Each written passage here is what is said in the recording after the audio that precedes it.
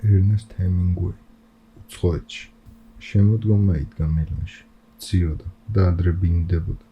ომი ჯერ კიდევ გრძელდებოდა სადღაც, ჩვენთვის კი უკვე კარგი ხნის დამთავრებული იყო. საღამოხანს როცა ქალაქში სინათლეებს დაანთებდნენ, სასიამოვნო იყო ქუჩებში ხეტიალი და ვიტრინების თვალიერება. მაღაზიებთან უამრავი ნანადირევი იყო გამოკიდებული კარში. წვრილად ათოვდა ნადირის ბეწვს და მელიის კუდებს ქარი არ ხევდა. აქვე კედლებზე ბლომათეკი და გამოშიგნული და სიცივისაგან გაფითრებული ირმებიც. ბაწარზე ჩამოკონციალებულ წვრილ ფრინველს კი აქეთ-იქით აქანებდა ქარი და ბომბულს უპენტავდა. ცივი შემოდგომა იდგა მილანში და განუწყვეტლივ ქროდა მთებიდან მონაბერი ქარი. ყველა ჩვენგანს მუდამ დღე ჰოსპიტალში გვიხდებოდა სიარული. იქ კი სამი გზით შეიძლებოდა მისვლა. ორი ამათგანი არხის ნაპირზე გადიოდა და კარგა შორი გზაც იყო. ჰოსპიტალში რომ მოხვედრილიყავი აუცილებლად ხიდზე უნდა გადაგევლო. ახშზე კი სამი ასეთი ხიდი იყო გადებული. მახსოვს ერთ-ერთ ხიდზე მუდამ იდგა ერთი დედაკაცი და შემწვარ წაბლსა ყიდდა. როცა კი წაბლის საყიდლად ნახშირის მაყალთან გაჩერდებოდი, სითბოს სასიამოვნოდ დაგივლიდა მთელ სხეულში და მერე კი ცხელ-ცხელი წაბლი კარგა ხანს გითბობდა გვერდს, ჯიბეში თუ ჩაიყრიდი. ჰოსპიტალის შენობა ძალზე ძველებური და ძალზე ლამაზი რამ იყო. ქუჩიდან ჯერ ერთ ჭიშკარში უნდა შესულიყავი და შიდა ეზოს რომ გადაჭრიდი, ახლა მეორე ჭიშკრით შენობის უკანა მხარეს გახვიდოდი. იშვიათი იყო ისეთი დღე, რომ ეზოში სამგლოვიარო პროცესიას არ გადავყროდით. ამ ძველებური შენობის უკან ახალი აგურის ნაგებობები იყო გამწკრივებული.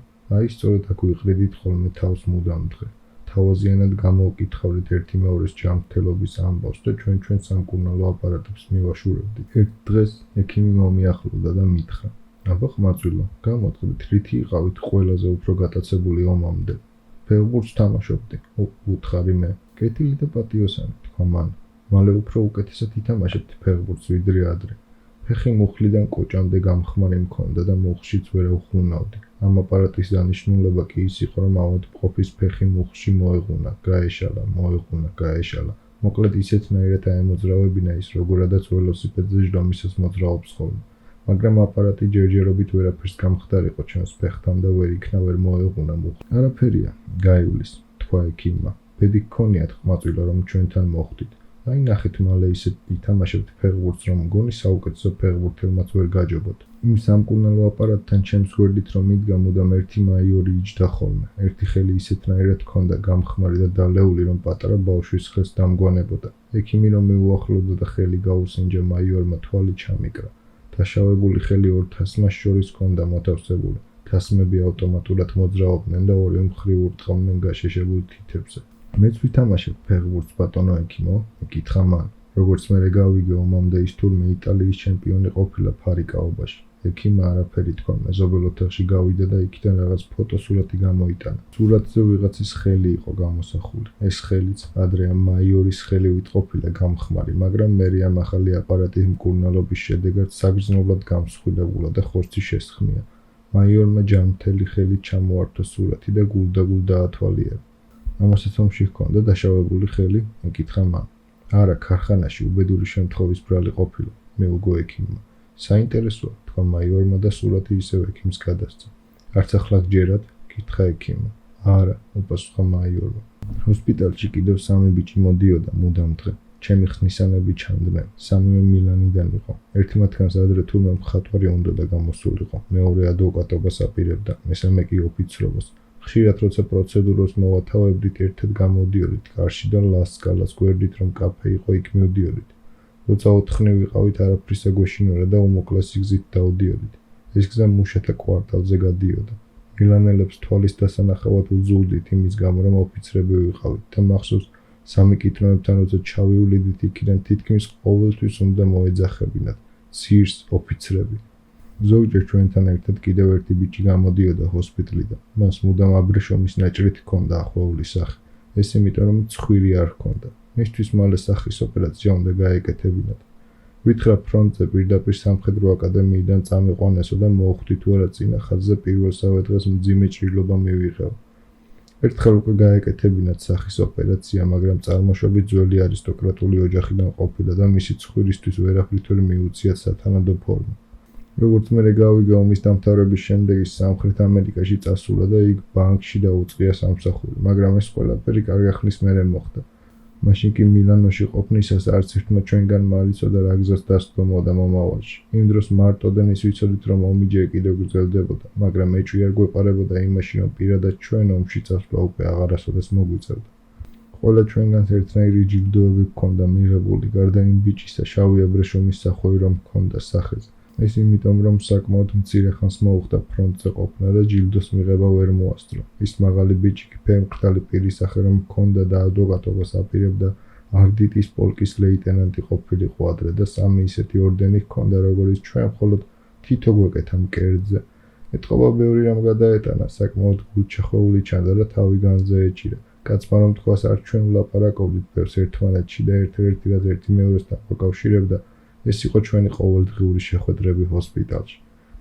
თუმცა მაშინ როცა ქალაქის ამ ყველაზე სახიფათო რაიონში მოვხვდებოდით და ჩაბნელებული ქუჩებით კაფე კოვას მიმართულებით მივდიოდით, როცა ჩაუვლიდით განათებულ სამიკიტროებს, საიდანაც ლოთების ყრიანცელი გამოდიოდა, ან როცა ვიწრო ქუჩებზე თავმოყრილ ბრბოში მივიკვლევდით გზას, აი მაშინ გავგზნობდით, რომ რაღაც გვაკავშირებდა ერთმანეთთან. ეს რაღაც კი იყო ის, რაც თითოეულმა ჩვენგანმა გადაიტანა და განიცადა. ის რაც სრულიად გაუგებარი იყო მათთვის, ვისაც ასე ვიჯავრებოდით. ძალზე გვიყვარდა კაფე კოვაში სიარული. იქ მუდამ თბილოდა, ნახევრად ბნელი დარბაზი პაპიროსის კვამლით იყო გაბოლილი. ბლომად ხალხი ირეოდა. განსაკუთრებით კი საღამო ხანს. მაგიდებთან ქალებიც ისხდნენ და იგლუვ კედლებზე ილუსტრირებული ჟურნალები ეკიდა. კაფე კოვაში მოსიარულე ქალები ძალზე დიდი პატრიოტები იყვნენ. ასეთ პატრიოტ ქალებს მთელი იტალია რომ მოგევლო სხვაგან ვერსად ნახავდი და ასე მგონია ისინი ამჟამადაც ასეთივე პატრიოტები არიან. დასაწყისში ჩემი თანამგზავრები საკმაოდ დიდი ინტერესს ამჟღავნებდნენ ჩემი ორდენისადმი და მეკითხებოდნენ ორდენი რით დაიმსახურეთო. მეც ვაჩვენეთ ჩემი სიგელები, რომლებიც ძალზე მაღალფარდოვანი ენით იყო ნაწერი და სავსე იყო ისეთი სიტყვებით, როგორც ძმობა და თავგანწირვა. და რომლებშიც ყველა ეს გაპრანჭული სიტყვები რომ გადაგეგდო სინამდვილეში სხვა არაფერი იყო ნათქვამი იმის გარდა რომ ჯილდო მომცეს ვინაიდან ამერიკელი ვიყავ. ამის მერე კი მათი დამოკიდებულება ჩემ და მის საგრძნობლად შეიცვალა, თუმცა თავიანთი მეგობრად ჯერ მაინც მთვლიდნენ, ოღონდ მას მერე რაც ეს სიგელები წაიკითხეს. მეგობრად კი მთვლიდნენ, მაგრამ თავისიანად აღარ მივაჩნდი. მათი საქმე სულ სხვა იყო. პირადად მათ ცოტა ხიფათი და გაჭირვება როდი გადაიტანეს რომ ეს ორდენები მიიღოთ. მართალია დაჭრილიც ვიყავი, მაგრამ განაყოლამ არის ის, რომ ჭრილობის მიღება სხვა რომ არა იყოს რა, შეიძლება უბრალო შემთხვევით ვისბრალიც ყოფილიყო. მაგრამ მიუხედავად ყველაფრისა, მაინც თავი მომქონდა ჩემი ორდენით და როგორც კი ერთ ორჯიქას გადავკრავდი, მეგონა მეც გადამიტანია მეთქი ყველაფერი ის, რაშიც მათ ეს ჯილდოები მიიღეს. მერე კი გვიან ღამით, როცა უკაცური ქუჩებით ჩიმბრუნდებოდი და ზურგში სუსხიანი ქარი მიბერავდა, როცა ქალაქს ეძინა და ვცდილობდი ქუჩის ფარნებთან ახლოს მეულო, გრძნობდი რომ ჩემგან გმირი არასოდეს არ დადგებოდა. გრძნობდი რომ ძალზე მეშინოდა სიკვდილის და ეს შიში მუდამ თამდევდა. მაშინაც კი, როცა დასაძინებლად ვწვევოდი და ხშირად ვფიქრობდი, რა მეშველება ისევ ფრონტზე რომ მოხვდე მეთქი. ის სამი ბიჭი ორდენები რომ ჰქონდათ, ნამდვილი შევარდნები იყვნენ. პირადად მე კი შევარდნობის არაფერი მეტყობოდა. შეიძლება მხოლოდ ისეთები მოტყუებულიყვნენ, ვისაც ნამდვილი შევარდენი არასოდეს უნახავს. ამ სამს კი ასე ადვილად ვერ მოატყუებდი. ხედავდნენ რაც ვიყავი და ნელ-ნელა ჩამონცილდნენ. ბოლოს მხოლოდ იმ ბიჭთან მეგობრობდი, რომელიც პირველსავე დღეს დაიჭრა ფრონტზე. ეს იმიტომ რომ კაცმა არ იცის რა დადგებოდა მისგან ფრონტზე რომ დარჩენილიყო. სწორედ ამიტომ იყო რომ იმ სამს არც ეს უყვარდათ. მე კი სწორედ იმიტომ მომწონდა რომ ჩემი არ იყო შეიძლება მისგანაც არ გამოსულიყო ნამდვილი შევარდენი. იმ მაიორს ადრე რომ ცნობილი მოფარიკავე ყოფილა არაფერი სწამდა გმირობისა და მთელ დროს სანამ ამ აპარატებთან ვისხილით სხვას არაფერს აკეთებდა იმის გარდა რომ გრამატიკულ შეცდომებს მისწორებდა. ერთხელ შეაქო ჩემი იტალიურის ცოდნა და მას მერე უკვე თამამად ველაპარაკებოდი იტალიურად. მერე კი მახსოვს ერთხელ ვუთხარი რომ იტალიური ძალზე ადვილიანად მეჩვენება და არ მგონია ღირდეს მეთქი მის შესწავლაზე დროის დაკარგვა. ასია, მაგრამ რატო არ მიაქცევთ ყურადღებას გრამატიკას? მითხრა მან. და სწორედ ამის მერე იყო რომ გრამატიკას ყურადღება მივაქციეთ და მალე იტალიური ისე ძნელად მომეჩვენა რომ გადავწყვიტე სულ დავმონჯებულიყავ, სანამ მთელი ეს გრამატიკული წესები არ გამიჯდებოდა თავში.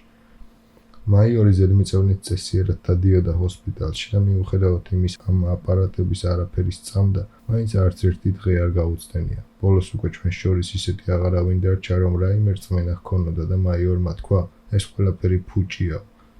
როგორც ჩანს, აპარატები ახლად მოგონილი იყო და პირველად ჩვენზე უნდათ გამოეცადათ. სისულელეებს ჩმახავენ. თქვა ერთ დღეს მაიორმა, იდიოტური გამოგონება. მე სწორედ იმ დღეს არ ვიცოდი გაკვეთილი და მან ცხელგულზე ისიც მითხრა უსირცხვილო ყეყეთში ხარ და არც მე ვარ ნაკლები ყეყეთში. ამდენ დროს რომ ვაცნე შენთვისო. მაიორი დაბალი ტანისა იყო. მუდამ გაჯგიმული იჯდა სკამზე და მოპირდაპირე კედელს მისჩერებოდა. მარჯვენა ხელი აპარატში ედო. თასმები განუწყვეტლად მოძრაობდნენ ზევიდან ქვევით და ურტყავდნენ თითებს. გასაპირებთ, როცა ომი დამთავრდება, თუ კი როდესმე დამთავრდა. მკითხა მან, ოღონდ ისე მიპასუხეთ, რომ გრამატიკული შეცდომა არ დაუშვათ. შტატებში მინდა დაუბრუნდე. ცოლი გყავთ? ჯერ არა, მაგრამ ალბათ მალე შევირთავ. მართლაც ყეყეთში ყოფილხართ? მითხრა მან ძალზე გულმოსული ჩანდა. კაცმა არასოდეს ცოლი არ უნდა შეირთოს. რატომ სენიორ მაჯორე? სენიორ მაჯორეს ნუ მეძახით.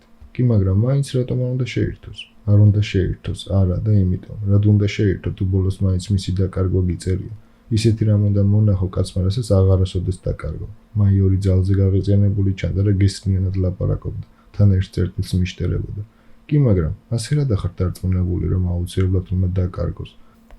დაკარგავს მეთქი გეუბნებით, წარმოთქვა მაიორმა. მერე ის ერთხანს ისევ კედელს მისჩერებოდა. მერე კი გაბრაზებულმა გამოგლიჭა ხელი თასმებიდან და მთელი ძალით დაერტყა მუხზე. დაკარგავს, აუმაღლა მან ხმას. ნუ მეკამათებით, გამოთიშეთ ერთი ეს ოხერი აპარატი, გასწახა მან სანიტარს. მაიორი მეორე ოთახში გავიდა, იქ სადაც სხივებითა და მასაჟით მკურნალობდნენ. მერე გავიგონე, როგორც თხოვა ნებართვა ექიმს, რომ მისი ტელეფონით ესარგებლა და კარი გაიხურა. როცა უკან შემობრუნდა, მე ახლა უკვე მეორე აპარატთან ვიჯექი. მას საწვიმარი გადაეცვა და თავზე ქუდი დაეხურა. მომიახლოვდა და ზურგზე ხელი დამადო. მაპატიეთ, მითხრა მან და თავისი ჯანმრთელი ხელი მხარზე მომითათუნა. გაწყენინეთ, ეს არის გარდაიცვალა ჩემი ცოლი, უნდა მაპატიოთ. რას ბრძანებთ? კითხე მე და ძალზე შემეცოდა. რა უბედურება? გვერდში მიდგა და სიმწრით ტუჩებს იკვნეთდა. აუტანელია, თქვა მან, პირდაპირ არ ამჯერა. ის ერთხანს უაზროდ იყურებოდა ფანჯარაში, მერე კი ატირდა. პირდაპირ არ ამჯერა.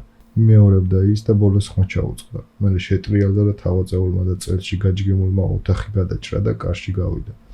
ცრემლები ღვარად ჩამოსდიოდა სახეზე და სიმწრით ტუჩებს კვნეთდა. ექიმმა მითხრა, რომ მაიორის ცოლი, რომელიც ძალზე ახალგაზრდა იყო და მაიორმა მხოლოდ მაშინღა შეირთო, როცა სამხედრო სამსახურისთვის სრულად უვარგისად მიიჩნიეს, ფილტვების ანთებით გარდაიცვალა. მხოლოდ რამდენიმე დღეს იავარ მყოფა და არავის ეგონა, რომ მოკვდებოდაო. მაიორი 3 დღეს აღარ მოსულა ჰოსპიტალში. მერე კი მაინც მოვიდა დანიშნულ დროზე და მკლავზე შავი სამგლოვია როლენტი ეკეთა. ის რომ მოვიდა იმ დროისათვის კიდევ რამდენიმე ფოტო ჩაესვათ ჩარჩოში და გამოეკიდათ კედლებზე. ამ ფოტოებზე სხვადასხვანაირი ნაწილობები იყო გადაღებული. მკურნალობამდე და მკურნალობის შემდეგ. იმ აპარატის წინ, სადაც მაიორი იჯდა, 3 ახალი ფოტოსურათი გამოეკიდათ. კაცმა არის ისეთ შეულობდა ჩვენი ექიმი ამ სურათებს. რა ვქნა და მაინც ამჯეროდა, რომ ამ აპარატებს პირველად ჩვენზე არ სდიდნენ. სურათები არც ახლა იპყრობდნენ მაიორის ყურადღებას. ის მუდამ ისევე უაზროდ იყურებოდა ფანჯარაში.